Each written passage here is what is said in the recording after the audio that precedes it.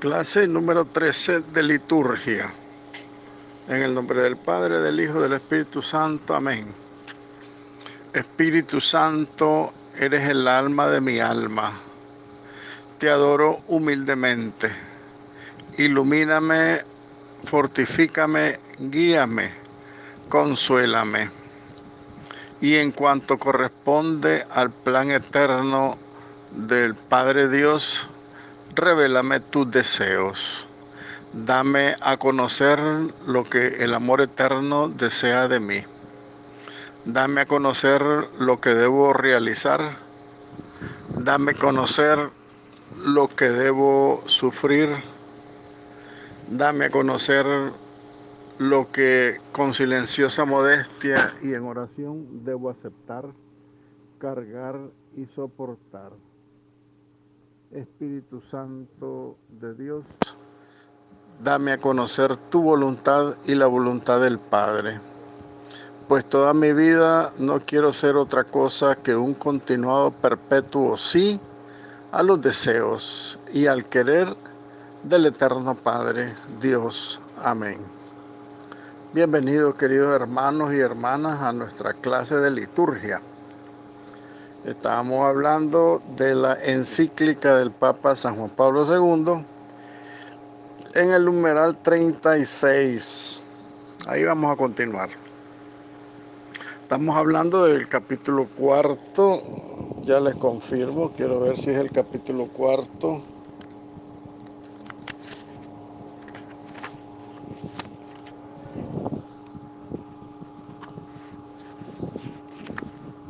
Capítulo 4, correcto. Eucaristía y comunión eclesial. No olviden la recomendación de ver el video que les envié, que les compartí, del nuncio apostólico Monseñor Fortunato Guachabú. Muy bien. Decíamos que en la última cena Jesucristo instituyó el sacramento del orden sacerdotal, el sacramento de la Eucaristía y el mandamiento nuevo del amor. Y esta íntima relación entre los elementos visibles e invisibles de la comunión eclesial es constitutiva de la Iglesia como sacramento de salvación. Solamente en este contexto de la comunión eclesial tiene lugar la celebración legítima de la Eucaristía y la verdadera participación en la misma. Por lo tanto, resulta la comunión invisible y visible de la Iglesia, resulta ser una exigencia intrínseca, o sea, de la misma esencia de la Eucaristía. Si no hay verdadera comunión eclesial, no hay Eucaristía, porque la Eucaristía exige esa comunión como parte constitutiva, que se celebre la Eucaristía en la comunión y concretamente en la integridad de todos los vínculos humanos como institución jerárquica, como comunión, encuentro personal con Cristo y lo importante, pues la parte visible de la iglesia, ¿no? Porque la comunión tiene que ser visible. Invisible por Cristo, que es invisible, y visible porque todos tenemos que estar unidos. Muy bien, la comunión invisible,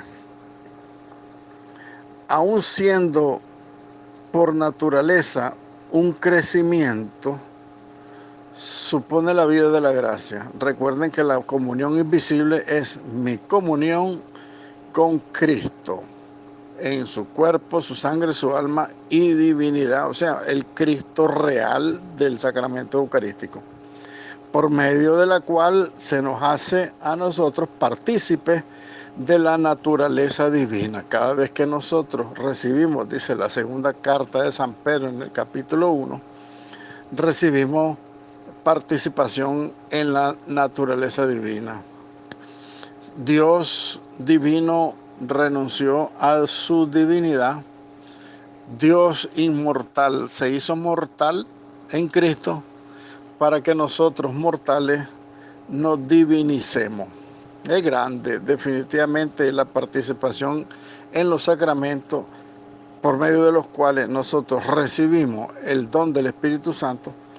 Estamos recibiendo parte de la naturaleza divina de Dios en nosotros. Por eso nosotros somos constituidos verdaderamente hijos, verdaderamente herederos, verdaderamente miembros de su cuerpo místico. Porque esto no es solamente supuesto o solamente una figura, sino que es una realidad.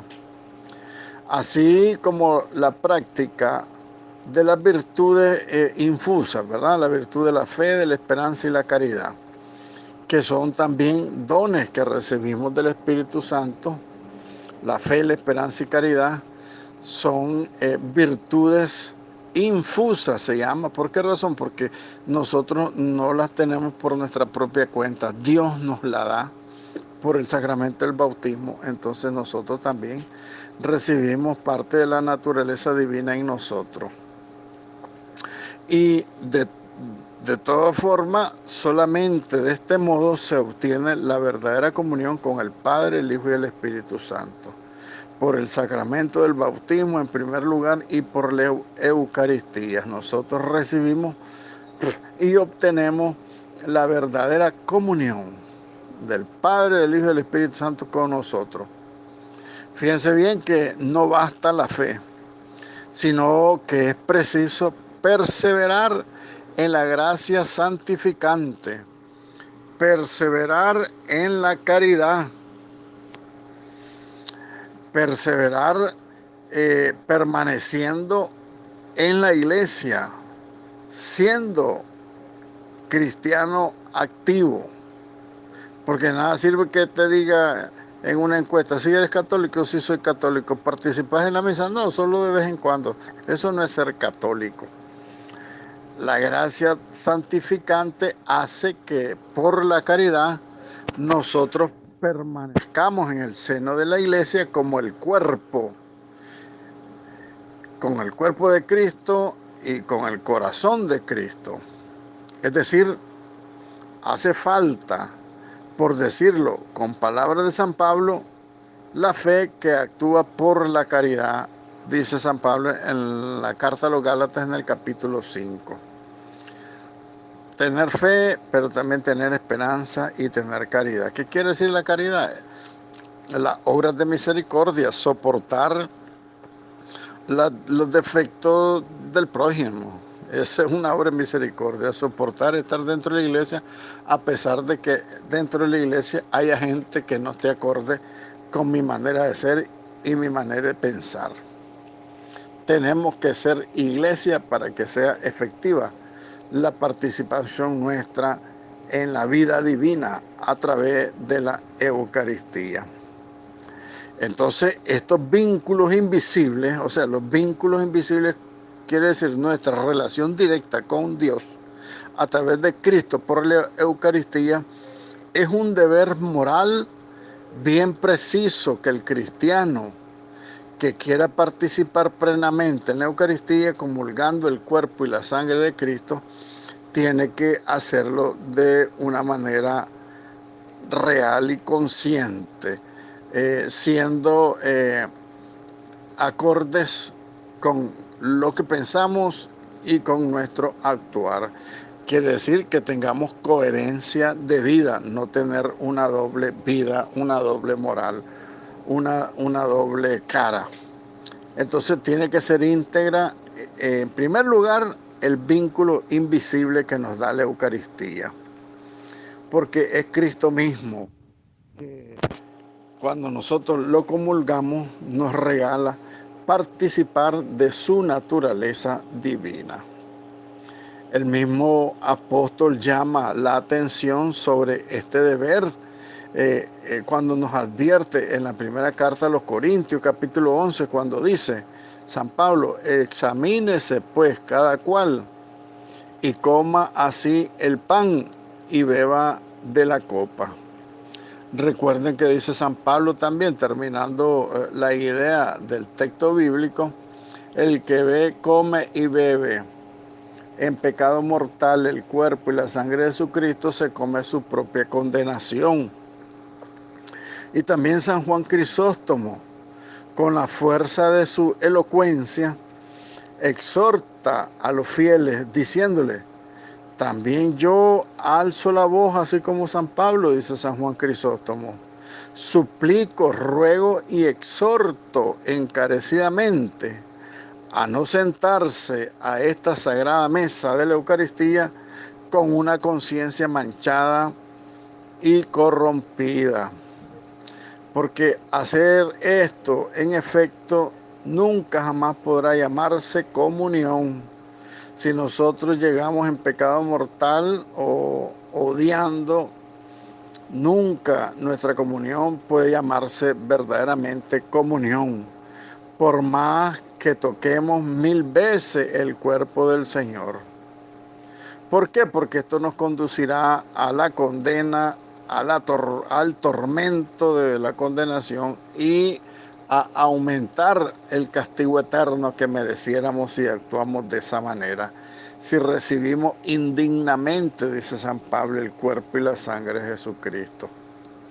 Y precisamente en este sentido, el Catecismo de la Iglesia Católica establece, dice: quien tiene conciencia de estar en pecado grave debe recibir primero el sacramento de la reconciliación antes de acercarse a comulgar. Por eso el Papa San Juan Pablo II nos quiere reiterar que todo esto está vigente y lo estará siempre en la Iglesia. Y es la norma con la cual el Concilio de Trento ha concretado la severa exhortación del apóstol San Pablo al afirmar que para recibir dignamente la Eucaristía debe procederse a la confesión de los pecados si lo hay, cuando uno es consciente de cargar con un pecado grave. No acercarse a la Eucaristía porque uno mismo se condena si lo hace desobedeciendo a esta norma de la Iglesia, de los papas, de los concilios y del mismo catecismo de la Iglesia Católica, porque son las normas que rigen nuestra vida moral. ¿Qué quiere decir nuestra vida moral? El comportamiento que nosotros tenemos tiene que ser acorde con nuestra fe. El 37 habla de la Eucaristía y de la penitencia. Y dice que son dos sacramentos estrechamente vinculados entre sí. Porque la Eucaristía, al hacer presente el sacrificio redentor de Cristo en la cruz, y lo perpetúa sacramentalmente por la Eucaristía, esto significa que de la Eucaristía se deriva una exigencia continua de conversión. Nosotros no podemos tener una conciencia laxa en cuanto a los pecados que uno comete. Y debemos dar una respuesta personal a esta exhortación que nos diría San Pablo cuando nos exhorta en la carta a los Corintios, en el capítulo 5, en la segunda carta a los Corintios. Y dice San Pablo: en nombre de Cristo, les suplicamos, reconcíliense con Dios. Miren ustedes, segunda vez que escucho yo a San Pablo suplicando. Yo creo que Dios no debería ni suplicarnos, porque es tanto amor el que nos ha manifestado que después de tanto amor nos viene a reafirmar la súplica. Dios definitivamente es demasiado amor que nos viene a suplicar. En San Pablo: en nombre de Cristo les suplicamos. Esa palabra no debería existir porque somos demasiado malos nosotros. Dios no debería suplicar. Suplica San Pablo y dice: les suplico en nombre de Cristo, reconcíliense con Dios. Segunda carta a Corintios capítulo 5, búsquenla para que no crean que es invento mío. Así pues, si el cristiano tiene conciencia de un pecado grave está obligado a seguir ese itinerario penitencial que hemos hablado. Mediante este sacramento de la reconciliación tiene que ser previo para acercarse a la plena participación en el sacrificio eucarístico, porque de lo contrario, más bien nos estamos haciendo daño nosotros mismos. El juicio, fíjense bien, el juicio sobre el estado de gracia que cada uno de nosotros tenemos, obviamente nos corresponde a cada uno de nosotros, a lo interior. Solamente a cada uno de nosotros nos interesa ese juicio sobre el estado de gracia, porque se trata de una valoración de conciencia. No obstante, en los casos de un importantísimo, externo, grave y abierto pecado, la norma moral de la Iglesia establece pues el rigor pues de la penitencia, porque la Iglesia lo hace como madre y en el cuidado pastoral que tiene por el buen orden de la comunidad, por el respeto al sacramento. La Iglesia no se puede mostrar indiferente ante una conciencia de pecado. Cuando la Iglesia descubre que una persona está en pecado, no puede estar indiferente. ¿Por qué razón? Porque dice Sacramentum, ya le puedo decir el nombre de la encíclica que liga con Ecclesia Eucaristía, es Redención y Sacramentum. Nos manda a que revisemos todas las cosas que hacemos mal para que podamos actuar en conciencia y no ofender a Cristo en su presencia real, ¿no? Entonces la Iglesia como madre vela para que no caigamos en el error. Si la Iglesia dice los divorciados vueltos a casar no pueden comulgar, la Iglesia no está diciéndolo de una manera arbitraria. La Iglesia lo está diciendo como madre, porque la Iglesia sabe que la persona que va a comulgar y vive en pecado mortal por adulterio, la Iglesia, valga la repetición de tantas veces la Iglesia sabe que esa persona que actúa de esa manera se está comiendo su propia condenación, y la Iglesia es madre. La Iglesia quiere llamarnos a la reflexión. Por eso el cuidado pastoral de la Iglesia es bien sensible en ese sentido. Y a esta situación se manifiesta también indisposición moral que se refiere a la norma del derecho canónico, el cual no permite la administración de la comunión eucarística a las personas que de una manera persistente y obstinada se mantienen en un manifiesto pecado grave. Ya hemos visto algunos casos fuertes de la Iglesia que a veces da pesar. La persona dice en una noticia hace unos días, el sacerdote tal de tal lugar no le dio la comunión a un político que llegaba en la fila, no se la dio porque él había votado en contra del aborto. Son verdades clarísimas, pero tristemente a veces la Iglesia debe actuar de esa manera para hacer reflexionar la conciencia de esas personas que actúan de una manera,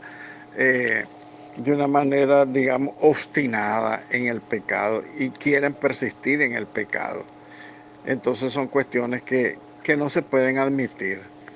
O lo otro que decíamos en Redención y Sacramento, que la Eucaristía es tan grande sacramento que nosotros no podemos ni minimizarlo, ni infravalorarlo, porque es demasiado grande. El sacramento no admite dobleces. Tenemos que actuar con una sola cara ante Cristo. La comunión eclesial, como hemos dicho, es también visible. Lo invisible es por la comunión con Cristo, que Cristo es invisible, está oculto en el pan eucarístico. Pero la comunión visible, que es la comunión eclesial, se manifiesta en los lazos vinculantes enumerados por el Concilio Vaticano II, cuando dice: están plenamente incorporados a la sociedad que es la Iglesia aquellas personas que, teniendo el Espíritu de Cristo, aceptan íntegramente su constitución dogmática y jerárquica y todos los medios de salvación establecidos por ella, por la Iglesia, y están unidos dentro de su estructura visible. ¿Cuál es la estructura visible de la Iglesia? Cristo cabeza, que la rige por medio del sumo pontífice, el Papa, y de los obispos en comunión con el Papa mediante los lazos de la profesión de la fe, de los sacramentos, del gobierno eclesiástico y de la comunión visible. Así que si el sacerdote está odiando al obispo, ahí no hay plena comunión. Entonces la Eucaristía de ese sacerdote es inválida e ilícita. ¿Por qué razón? Porque decíamos en el numeral 36 que es requisito esencial constitutivo de la Eucaristía, porque es comunión, es amor, es institución del sacramento del orden sacerdotal, es institución de la Eucaristía, lo que se dio en la última cena.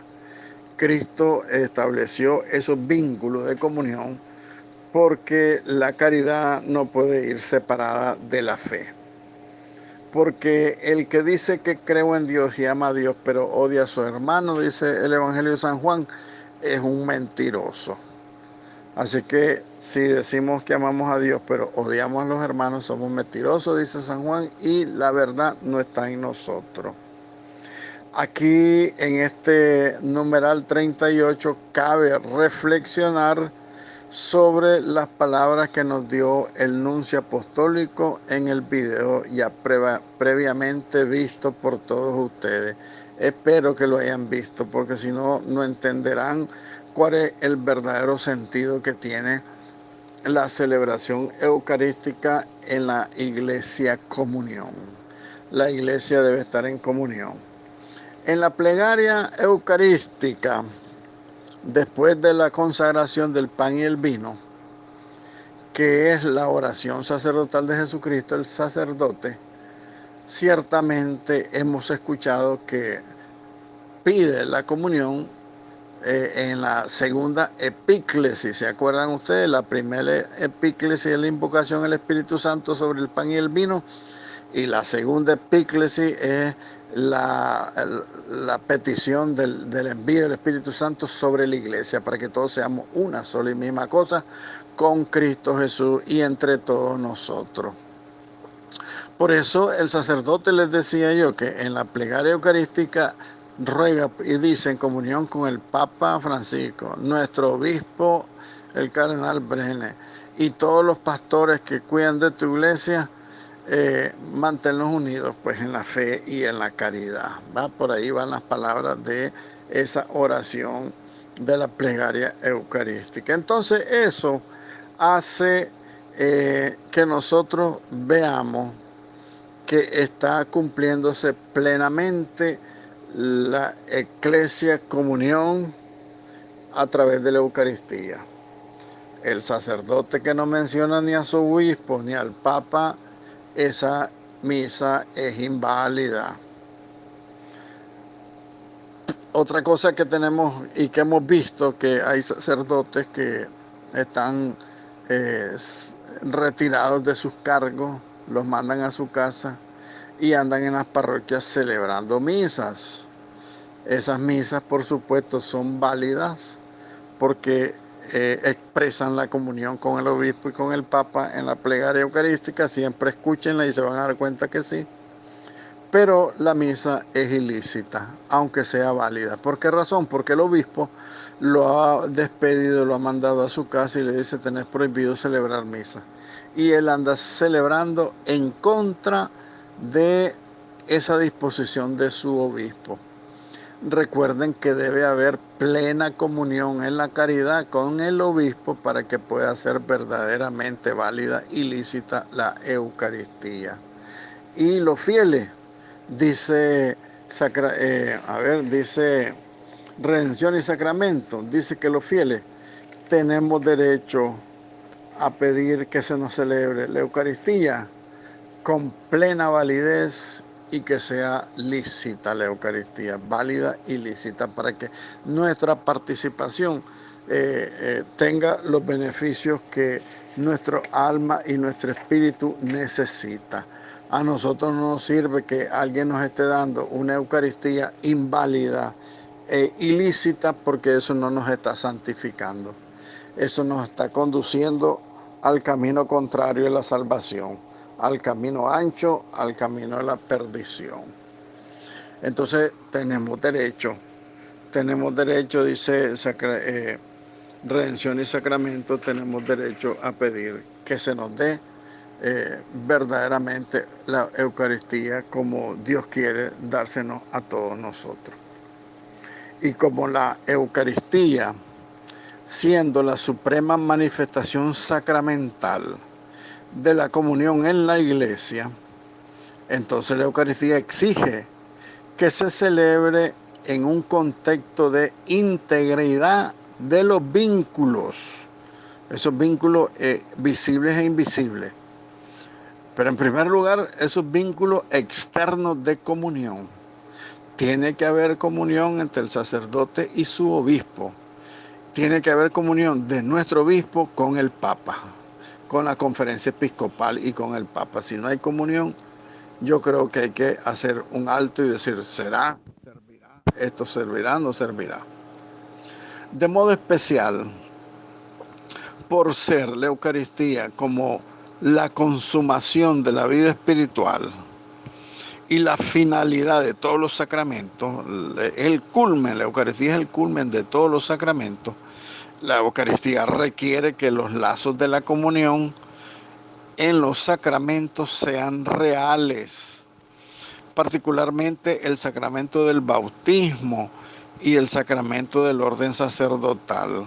Un día de estos tuve una noticia ahí por internet que decía que había un sacerdote ordenado, pero que su bautismo había sido inválido. Entonces, por lo tanto, su ordenación también había sido inválida. Y eso hace que todas las consagraciones de ese sacerdote no sirvan para nada. Todas las comuniones que impartió ese sacerdote no sirven para nada. Todas las absoluciones que ese sacerdote, porque parece que tuvo 3 años ejerciendo el sacerdocio, sin darse cuenta, él no se había dado cuenta, pues él no tiene culpa. Todas las absoluciones que dio en el sacramento de la confesión eran inválidos. Toda la actuación del sacerdote era inválida, porque no se atiende al mandato del derecho canónico de la instrucción de la iglesia para que se haga los sacramentos con la dignidad tal que no haga que los sacramentos se hagan inválidos. Por eso todos tenemos que estar bien preparados, bien conscientes, y que el sacramento sea celebrado como la intención que tiene la iglesia, para que pueda darse esos verdaderos lazos de la comunión en todos los sacramentos, sacramentos reales, principalmente el bautismo y el orden sacerdotal. Por eso no se puede dar la comunión a una persona no bautizada o que rechace la verdad integrante de fe sobre el ministerio eucarístico. Cristo es la verdad y Cristo da testimonio de la verdad, dice el Evangelio de San Juan capítulo 14. Y el sacramento de su cuerpo y de su sangre no permite ficciones, divisiones, desvaloraciones. Jesucristo es demasiado sagrado para que lo estemos manoseando y estemos jugando con él. ¿Y por qué lo digo? Porque el mismo Redención y Sacramentum habla, como en el numeral 9, 10 u 11, habla de que se ha distribuido la Eucaristía en algún encuentro ecuménico y se le ha dado la comunión sin distinción a todo el mundo, católico, protestante, evangélico, o sea, toda la gente que incluso desprecian la Eucaristía. Eso no se puede hacer porque es demasiado sagrado, demasiado grande.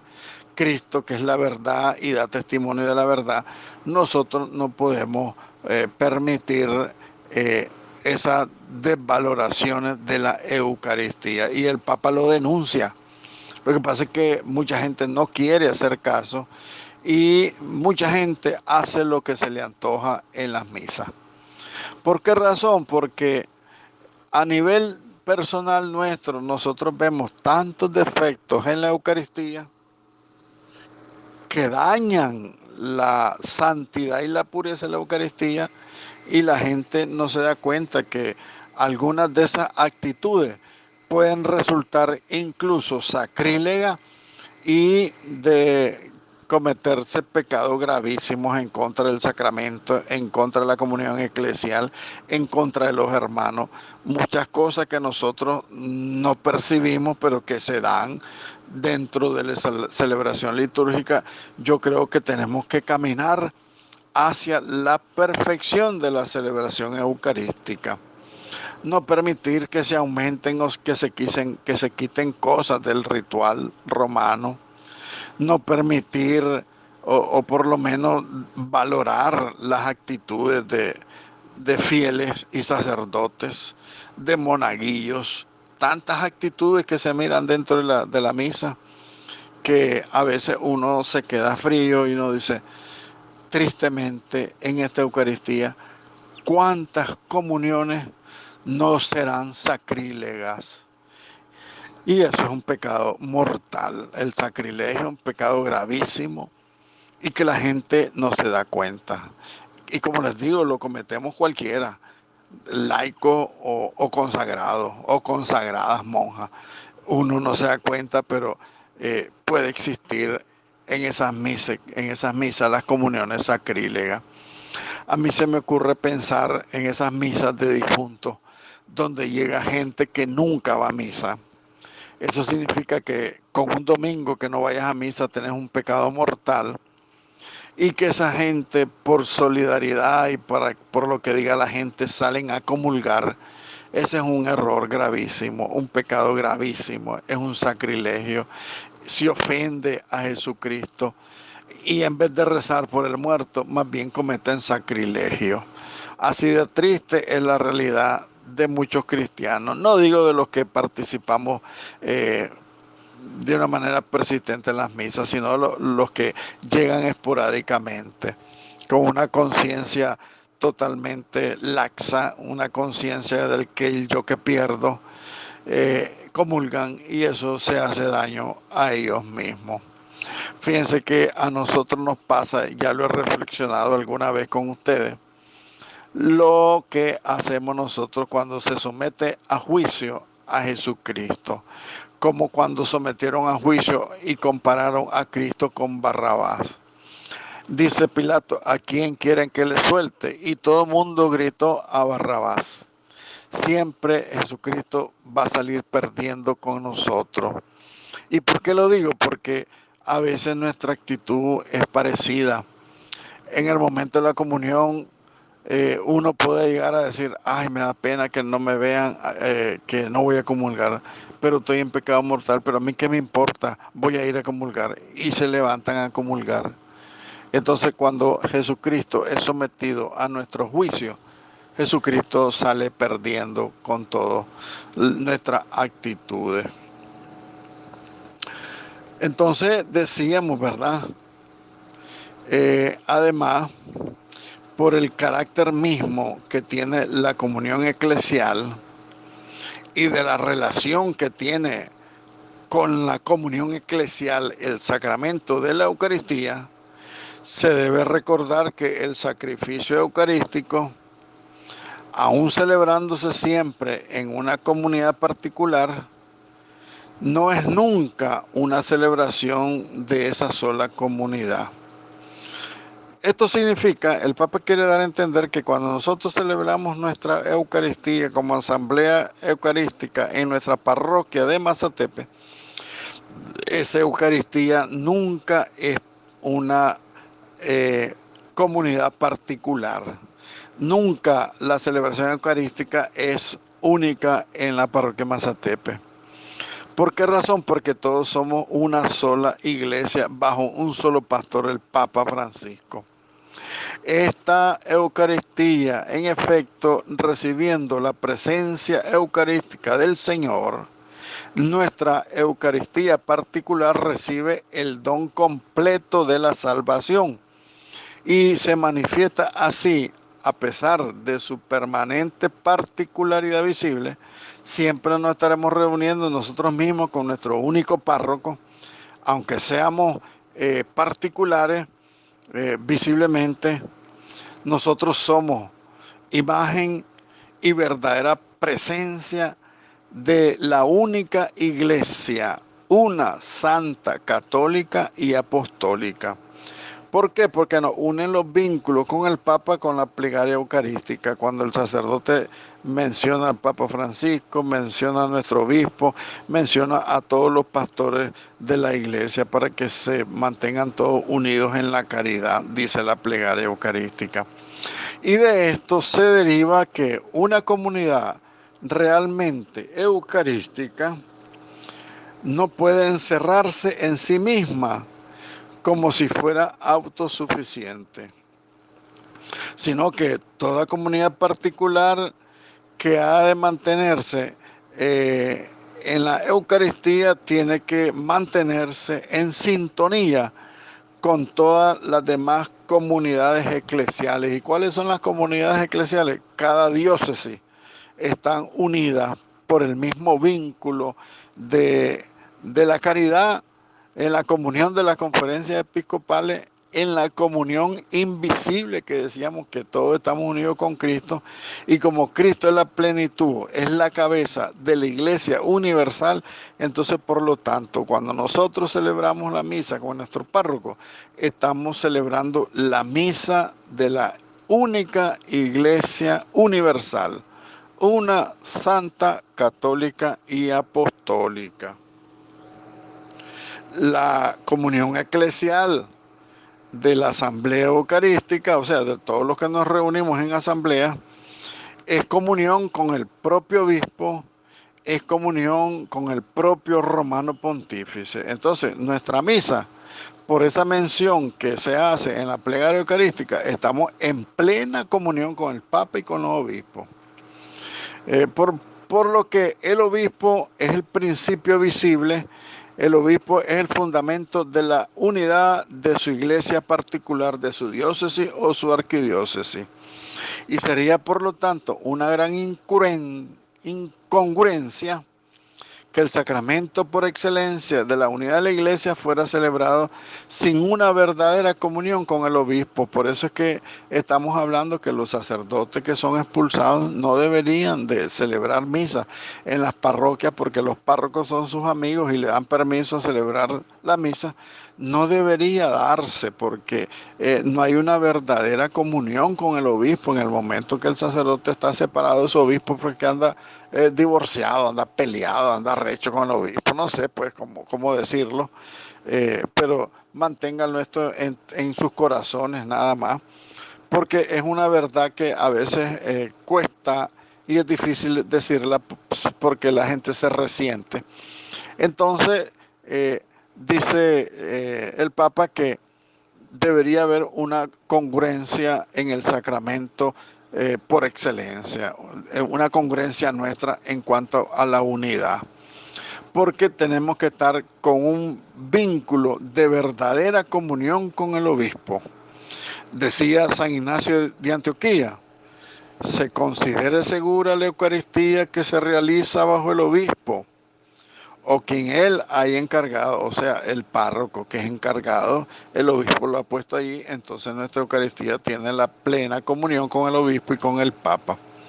Sigue diciendo San Ignacio de Antioquía: asimismo, puesto que el romano pontífice, como sucesor de Pedro, es el principio y el fundamento perpetuo y visible de la unidad, entonces, tanto los obispos como la muchedumbre de los fieles debemos estar en la comunión con él en una exigencia intrínseca de la celebración del sacramento eucarístico, o sea, una exigencia de la misma esencia de la Eucaristía. Tenemos que estar en comunión plena para que la Eucaristía sea verdaderamente lo que es y dé los frutos en la alma, esos frutos que necesitamos para nuestra salvación. Entonces, de aquí la gran verdad expresada en varios modos en la liturgia. Dice la liturgia, toda celebración de la Eucaristía se realiza en unión no solo con el propio obispo, sino también con el Papa, en unión con el orden episcopal, en unión con todo el clero y con todo el pueblo de Dios, el pueblo entero de la iglesia. Y finalmente dice, toda válida celebración de la Eucaristía expresa esta comunión universal con Pedro y con la iglesia entera, Pedro, el Papa y toda la iglesia. O la reclama objetivamente, como en el caso de las iglesias cristianas separadas de Roma. Entonces nosotros no podemos estar separados de Roma. Porque, por ejemplo, la iglesia ortodoxa tiene 3 notas de la iglesia, pero no tiene la unidad. Porque dicen las 4 notas de la iglesia, una, santa, católica y apostólica. Entonces, los ortodoxos no tienen comunión con el Papa. Entonces, ahí no hay verdadera o plenitud, digamos, ahí de la iglesia que Cristo quiere. Entonces, en ese sentido, pues la comunión es importante para todos nosotros. Ave María, gracia plena, Dominus tecum. Benedicta tu in mulieribus, et benedictus fructus ventris tui, Iesus. Santa María Mater Dei, ora pro nobis peccatoribus, nunc et in hora mortis nostre. Amén.